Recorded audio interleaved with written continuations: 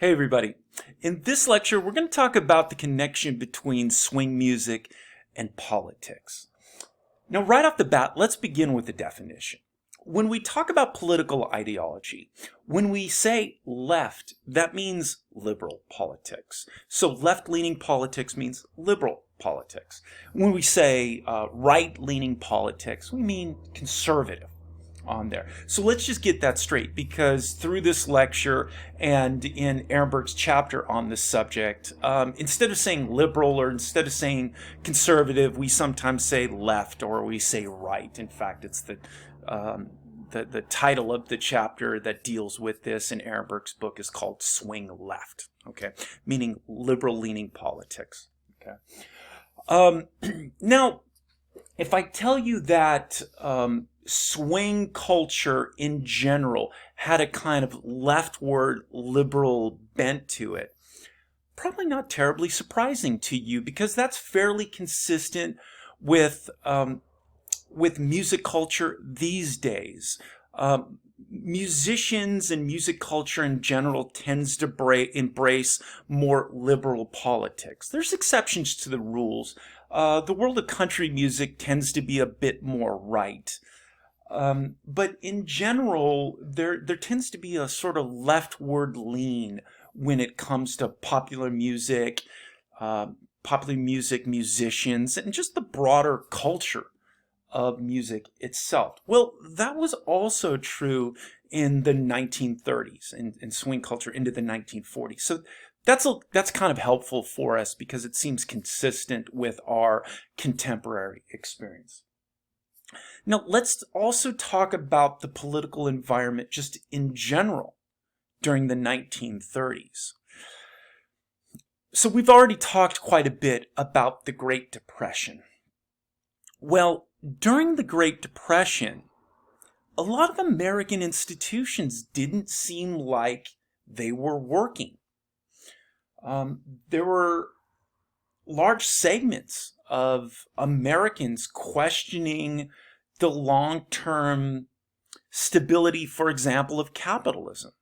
And there was an increasing search throughout the 1930s for political and economic alternatives to the status quo, because during so much of the Great Depression, the status quo didn't seem to be working. So not only do we see a leftward bent with swing culture during the 30s and 1940s, but just the general political atmosphere of the 1930s into the 1940s tended to be more liberal. You know, pendulums tend to swing in American politics. At certain times, liberal ideas are in ascendancy, and then the pendulum swings the other way, and we get more conservative periods of American history. The 1930s into the 1940s was one of these periods in which liberal ideas were, even some radical ideas, were in ascendancy at the time. Franklin Roosevelt was a Democrat. He was elected president of the United States 4 times in 4 consecutive terms. All right. And so it's also not surprising if we talk about something during the 1930s and I say, oh, that this thing in the 1930s had a leftward political bent. That's not surprising because there was a lot of that during the 1930s. Also during the 1930s was sort of a high point of artistic engagement in politics. During the 1920s, in many forms of art, there was a kind of distance and resistance to combining art in its various forms and politics. There were a lot of artists from that 20s generation seemed almost aloof, or almost to have given up on politics in their art. But with the onset of the Great Depression, excuse me, sorry about that. With the onset of the Great Depression and the worsening conditions of the early Great Depression, more artists saw an opportunity that their art could be used to help heal America, help educate America, that there was that right now there was a vital need for art in America, and that art could be used as a tool, almost as a tool of reform. And so that this general context of Great Depression era America, where there was this sense of art could be used to help connect Americans, to make America whole, to help America recover,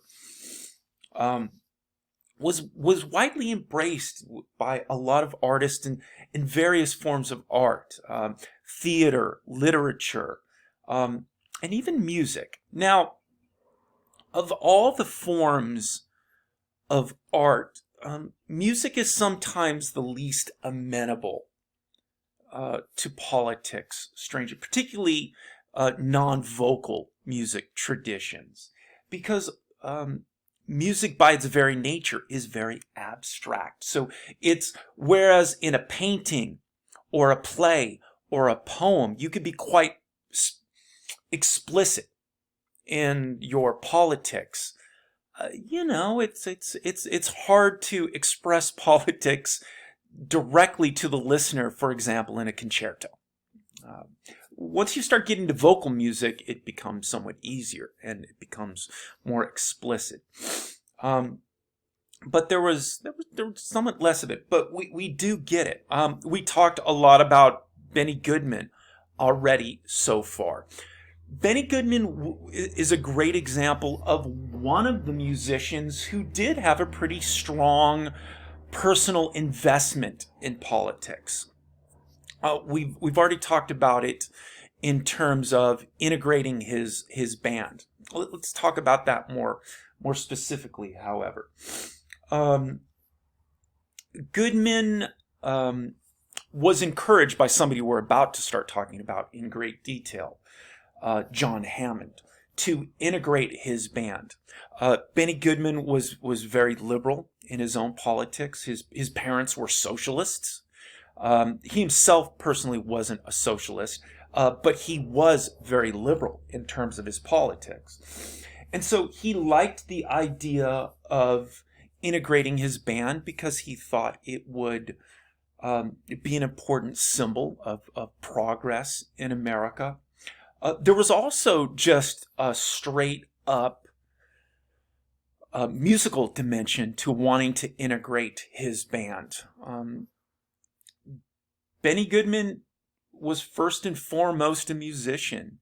And as we talked about in a previous lecture, good musicians recognize good musicians. Good musicians are attracted to other good musicians. You want to play with them. You want to combine what you can do with what they can do and make something awesome. And so Goodman admired a great number of African American musicians, and in a perfect world, he would have liked to have taken some of them and brought them into his band. But he had to be kind of careful about it. Now, John Hammond, again, we'll talk about Hammond in a minute, was really pushing Benny Goodman to integrate his band. But Benny Goodman was a popular artist. He had a lot of people that he was responsible for. He was worried about if America was ready for a mixed race band. We're talking about the middle 1930s that Benny Goodman was contemplating this. To give you some historical perspective, the Brooklyn Dodgers don't integrate baseball until 1946. And we all know what a big deal it was to have Jackie Robinson come play with the Dodgers. Well, Benny Goodman was thinking about doing something similar almost a decade before this. So Benny Goodman had a legitimate concern about how the American public was going to react. Right? And so what Goodman decided to do was to try and do this in a kind of piecemeal fashion. All right. What he decided to do was to bring one African American into a smaller unit of his band. One of the things Goodman would do sometimes at his shows early on was he had his full orchestra, and they would play the evening's entertainment, and they would have an intermission and sometimes smaller breaks in there. One of the things Goodman sometimes did during intermission was give most of the guys in the band a break, but then have a small trio or quartet play for a little while during that intermission. Goodman had this idea, well, what if I bring an African American musician into the trio? And then it doesn't seem like quite such a radical step, because I'm not fully integrating my band. I just got this little side, little side group, and I'm going to bring an African American in there and feel it out and see what the reaction was. I played you a song with Billie Holiday and Teddy Wilson and Benny Goodman earlier in class. Goodman wanted to bring Teddy Wilson into his band. There's Teddy Wilson right there. Teddy Wilson had such a beautiful style of play. He had this very light touch. You can once you hear Teddy Wilson play the piano, he's just a musician with a really distinctive sound. You can pick up on it quite quickly when you hear Teddy Wilson. There's nobody that played like Teddy Wilson, and Benny Goodman knew that, and Benny Goodman wanted that. Nobody else plays like Teddy Wilson. I want to bring him into my band. But he had to feel it out. And so he first had a trio, and it was three of the people here. It was Goodman, Gene Krupa, his regular drummer. Krupa would later on go on to form his own big band and be successful. And then Teddy Wilson. And they would play during this small session, during a break for the rest of the musicians in the band. And it went great. People loved it. People, I'm sure there were some people that were offended, but most swing fans knew Teddy Wilson and loved Teddy Wilson and loved the idea of this great drummer, Gene Krupa, and Benny Goodman and Teddy Wilson all playing together in this small combo. They loved it. And there wasn't much in the way of any sort of negative reaction.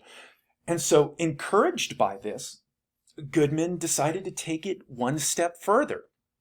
And he brought in Lionel Hampton. Lionel Hampton played the vibraphone. Okay. Vibraphone is a large, the xylophone is the small sort of toyish instrument. A vibraphone is the large instrument.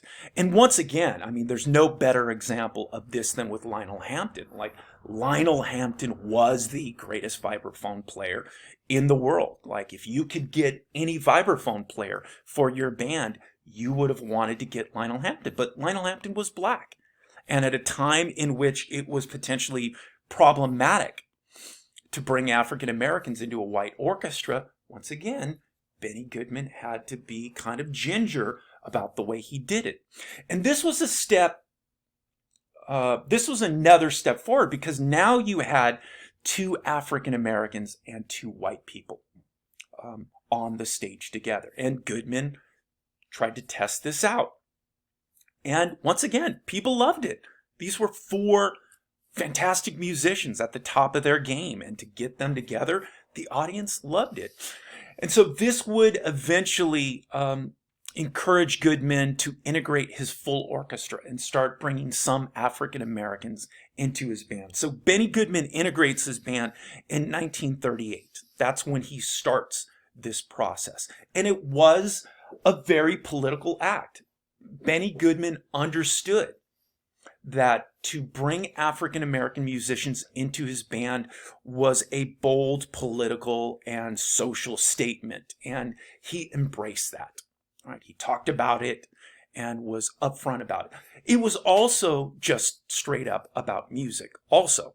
It was both. It was a musical statement because he admired a great number of African American musicians and wanted the opportunity to bring these wonderful musicians into his band, but he also knew it was a political and social statement. So throughout swing culture among musicians and in the broader industry, we see this commitment to sort of left-leaning politics. And definitely in the 1930s, racial integration was very much associated with liberal positions that we get.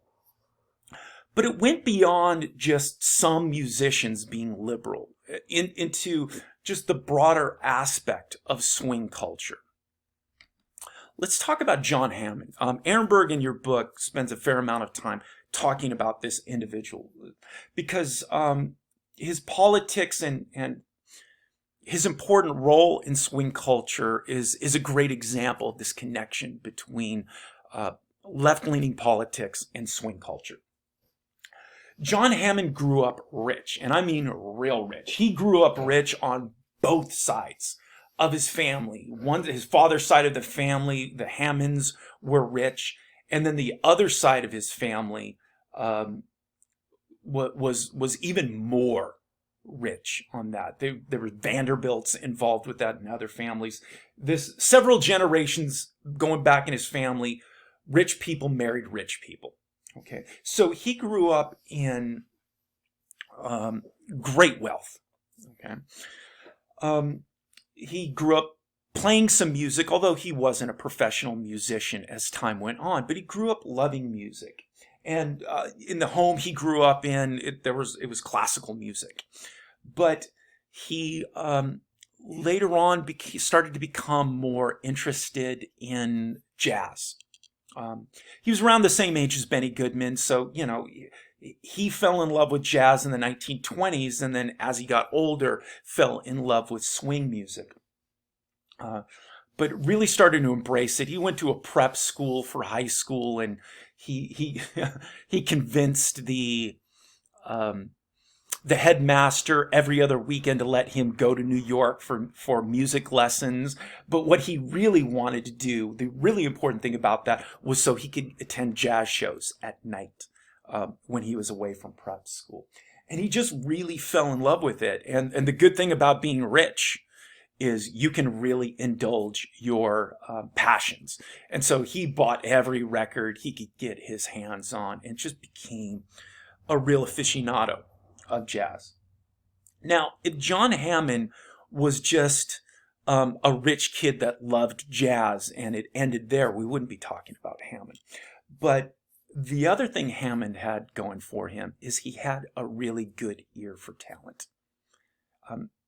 Look, just because you love music doesn't mean you have good taste when it comes with music. Hammond not only loved music, but he was a very discerning listener. He knew what was good and what was not good. John Hammond was involved in the discovery and careers of Count Basie, Bob Dylan, and Bruce Springsteen over a 40-year span for that. Anybody that can early on recognize the merits of Count Basie, Bob Dylan, and Bruce Springsteen has a discerning ear for music, right? He knew what was good and what was not good. Okay, and that's why we're talking about him.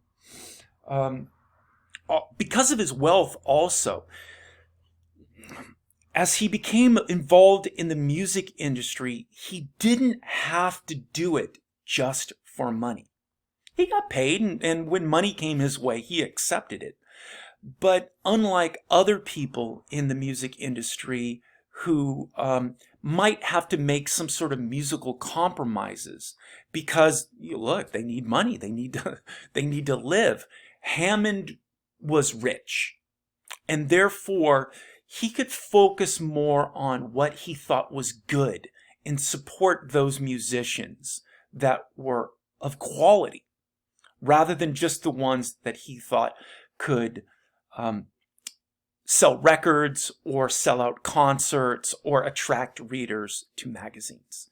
He could be more artistically focused in his pursuits. And so one thing Hammond would do is he became a talent scout. He would identify important musicians and then start to connect those musicians with other musicians, people in the recording industry, and also the music magazines. Okay. So, for example, in this picture here, there's John Hammond with Count Basie. Hammond helped discover Count Basie in the middle 1930s. Hammond had one of the first automobiles equipped with a radio. In the very beginning, in about the middle 30s, radios in automobiles were becoming an option. They didn't come direct with radios from the manufacturer. It was an aftermarket thing you could get placed in your car. Once again, Hammond was rich. He could afford to have this new technology of radio in a car. He was often driving around the country to go to different shows and find talent, so of course he would want a radio in there. And he had this car that had this sort of big antenna up on the roof of the car.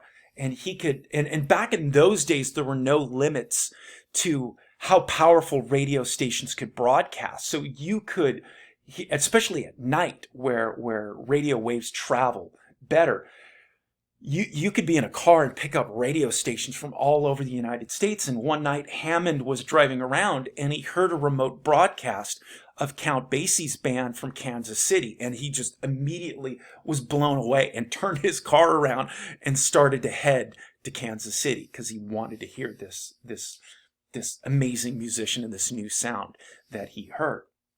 And so Hammond became a talent scout in identifying people. When Hammond got to Kansas City and met Count Basie, one of the things he got to talking to Basie, and he found out that Basie had just signed a record contract with Decca Records. At that time, there were three big record labels. There was Decca, RCA Victor, and Columbia.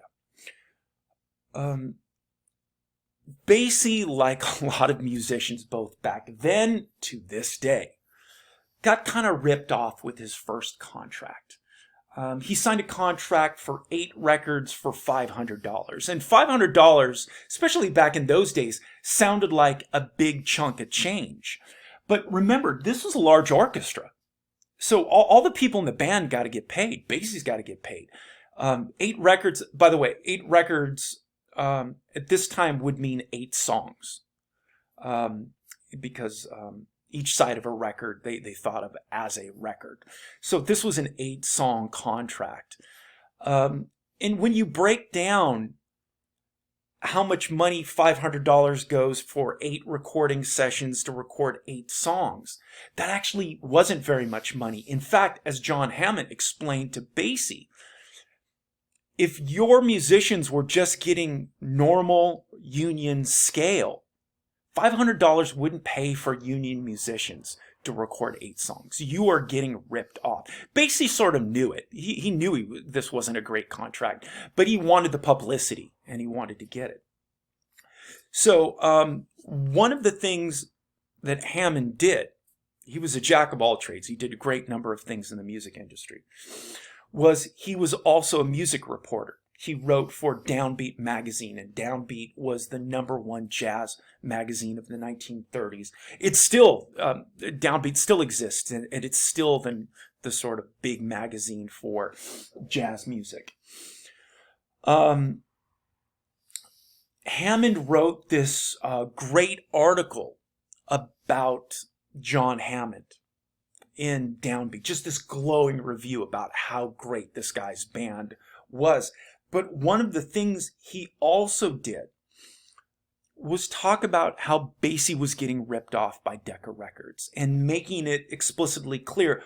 Part of this had to do with Basie was African American and his band was black, and that this was a typical thing that record companies do. They exploit African American musicians. Okay, so we see with Hammond that Hammond was constantly weaving politics and a commitment to racial integration into his love of music. Right? I talked about it before when we talked about that Billie Holiday record with Teddy Wilson and Benny Goodman, that this is what Hammond did as a record producer. He tried to get talented white and black musicians together. Now, just like with Benny Goodman, who he was friends with, he did this partly just straight for musical reasons, because anybody who loved music at the time, who wouldn't want to get Benny Goodman and Teddy Wilson and Billie Holiday together? I mean, that's musical perfection there. But Hammond was also insistent on making a social and political statement with this, getting these black and white musicians together. And in his music journalism, in places that he wrote for, like Downbeat, he often interweaved music and politics, and advocating for social and racial integration in the United States. He was a concert promoter, so he put on shows. He put on concerts. And he, once again, often went out of his way to get black and white musicians together on stage. He did it for musical reasons, because it was going to create great music, and he thought audiences would enjoy it, but also it was a social, political statement. Okay, so John Hammond is Ehrenberg's go-to example of how politics and music got weaved together during the swing era. But Hammond wasn't unusual with any of this. He's a great example of it, but throughout the pages of music magazines, for example, Downbeat, other magazines, Metronome, there was a West Coast magazine that was initially put out by Capitol Records that was called Capitol News. Band Leader, various music magazines, there were reporters, many of them who had liberal, left-leaning bents, that injected politics into their writing about music. Leonard Feather, who wrote for Metronome, would do this regularly. Dave Dexter, who started at Downbeat and founded Capitol News on the West Coast, would do this. For example, one of the things that happened during World War II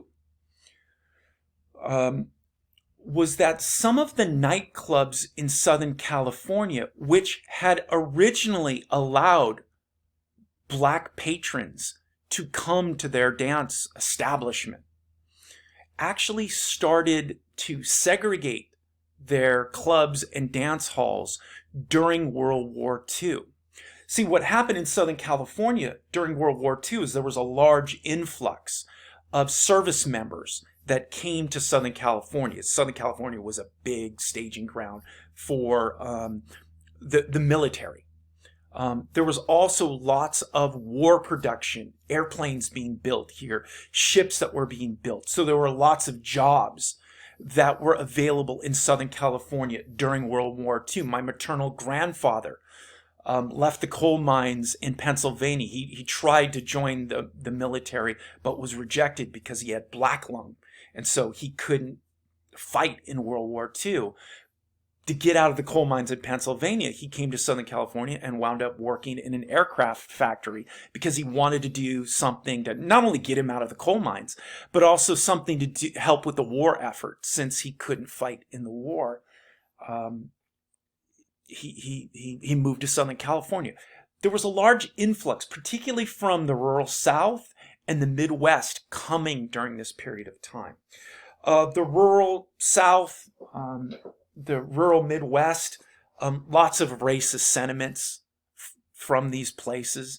And so what was happening as World War II started, and you had Southern and Midwestern service members who were used to a very segregated society, and also workers from war factories that were coming from the South and the Midwest, they weren't used to white people and black people being together in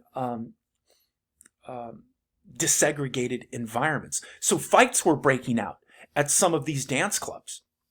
And so to solve this problem, what a lot of these clubs and dance halls started to do is just say, all right, black people can't come here anymore. Well, Dave Dexter, writing in the Capital News, wrote a whole series of articles trying to shame nightclubs and dance halls in Southern California for discriminating against African American patrons. He linked it to the irony of, we're fighting World War II right now. We're fighting an avowedly racist enemy, the Nazis and Adolf Hitler, and we're supposed to be doing it for freedom and democracy.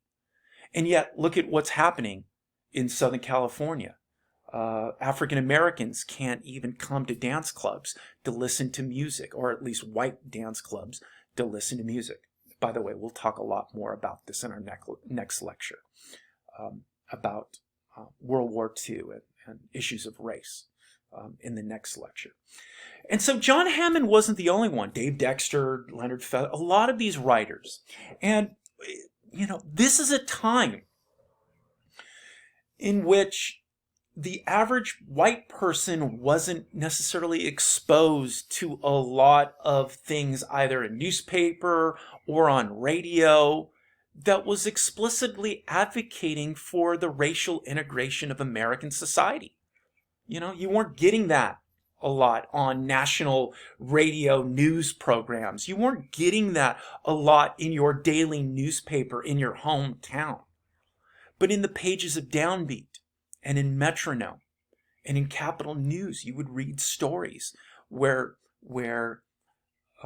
reporters were talking about racial exploitation, where you were hearing explicit calls for the integration of American society. So a lot of links between left politics and music at this time.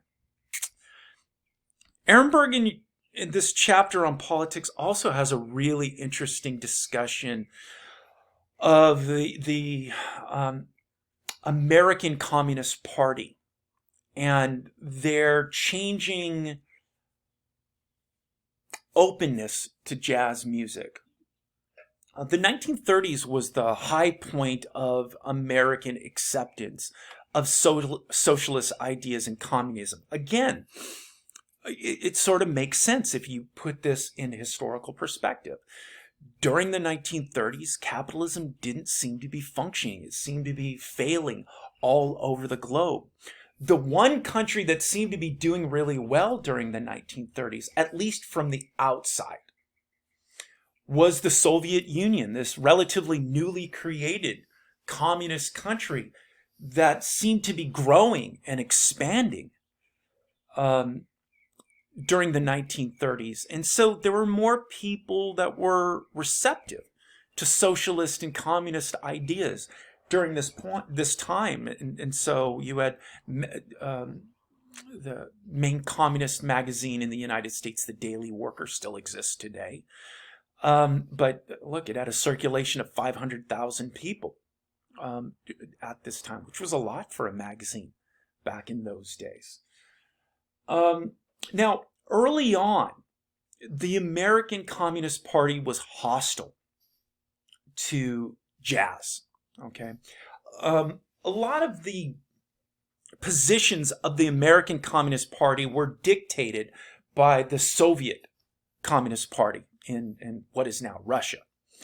They took, the communist ideology requires a lot of hierarchy in terms of following orders from those above you in there. And so the American Communist Party took a lot of its positions directly from the position of Soviet communism. And the official position of the Communist Party in the Soviet Union was that jazz music and popular music in general tended to be a tool of the capitalist system. The way they imagined it worked was that popular music, like many other forms of popular entertainment, were kind of a distraction, a way in which the exploitation of the worker was hidden, because the worker was satiated with activities and fun that allowed them to forget how crappy their work and life environment was. So the way communists thought it worked is workers were exploited, they were underpaid, they went to dangerous, monotonous, unfulfilling jobs. But then on Friday, Saturday night, you had maybe enough money to go out dancing and to listen to some music, and it made you forget about how crappy your life was for a little while. And communists didn't like that. They thought that popular music, jazz music, was a manipulative tool used by communists or by capitalists to distract workers from their exploited life. And so they were against popular music. They were against jazz music. They just thought it was a tool of capitalism. But by the middle 1930s, specifically 1935, the Soviet Union, at this point under the leadership of Joseph Stalin, had something of a change of heart. And this would filter down to the American Communist Party. By the middle 1930s, war clouds were gathering in Europe, what would eventually break out into World War II. But the writing was potentially on the wall. Fascist countries of Germany, Italy, a civil war was going on with Spain that eventually was going to place a fascist government in charge of Spain. And liberal democracies like England and France were threatened by this growing fascism in Europe. And the communist Soviet Union was also threatened by the growing fascism and frightened particularly by German expansion going on at the time. Now, Stalin had paranoid about consolidating his leadership in the Soviet Union, went on a purge of high military officials in the Soviet army, killed most of his generals, killed a majority of his colonels, and the effect of this was to make him feel more safe in terms of eliminating potential rivals that might want to overthrow him as a leader and installing people in the military that he thought would be loyal to him. But one of the effects of this was weakening the readiness of the Soviet military because there weren't that many competent people that were in charge of the military. And so at the very time in which the Germans in particular are becoming quite threatening, Stalin has already eliminated a lot of important leadership in the military. And Stalin and the Soviets became somewhat fearful. If war started, they were going to need some allies. And they were going to need some allies who they didn't necessarily agree with ideologically. The old Machiavellian adage, the enemy of your enemy is your friend. And so both the liberal democracies of Western Europe, the English, the French, and others, were enemies of, potential enemies of the fascists, the Germans and the Italians. Stalin didn't like the English or the French. They were all capitalists and he disliked them, but they were not immediately threatening to the Soviet Union. Hitler and the fascists in Central Europe were an immediate potential threat. And so the enemy of your enemy is your friend. So Stalin started to realize that at least temporarily, the liberal Western democracies of England and France and their allies, potentially also the United States, could be potential allies in a war against Germany. And so to help bring about better relations between these countries, the Soviet Union started to advocate a new position towards capitalist democracies known as the Popular Front. And one of the dimensions of the Popular Front was a cultural outreach. Like, let's try to have better relations with non-fascist nations, other countries that were also threatened by fascism. And let's try to at least get along better. So if war does break out, it becomes easier to form alliances with these other countries. And from our perspective, one of the really interesting things about this changing mentality of the Soviet Union and the creation of the Popular Front was that the communists did a 180-degree turn when it came to jazz. As I talked about before, they were initially against jazz, just viewed jazz as a tool of capitalist propaganda. But now seeking allies and better relations, the American Communist Party, under the direction of the Communist Party in the Soviet Union, started to view jazz as an authentic form of music that emanated from Black working culture, and embraced the idea of communists listening to and enjoying jazz music. Now, this went so far as to try and recruit jazz musicians into the Communist Party. They tried to do this with writers, they tried to do this with actors and sculptors. They didn't have a lot of success with musicians. Communism is a rather rigid ideology, and when you are a communist, you are expected to create art that reflects the workers' struggle and that attacks fascism and communism. Your art is supposed to be explicitly political. A great number of artists and musicians that had sympathies to communist ideology often chafed when it came to making their art explicitly about communist ideology. You know, artists tend to like to have freedom. They like to write about or perform or make music about what they want to. And so while some musicians and artists flirted with communism, a lot of them, even when they joined the party, left fairly quickly because of so much pressure to turn their art explicitly into communist ideology. And of those that were most resistant to this were musicians. Musicians just tend to not like that kind of structure and press down upon them. So you didn't get a lot of musicians that became full-blown communists and joined them. You got some. But you didn't get as much of that. But Ehrenberg has this interesting discussion of this change in Communist Party position in its relationship to jazz. Okay, there's one more thing I was going to talk about. Revival of 1920s style jazz. But we're actually going to also talk about that in our final lecture here. And I think I'll hold off on that because we're starting to run a little long with this lecture. I'll just fold that into our later discussion when we're going to talk about that anyway. All right, everybody, that's it for this lecture. I'll see you next time. Bye.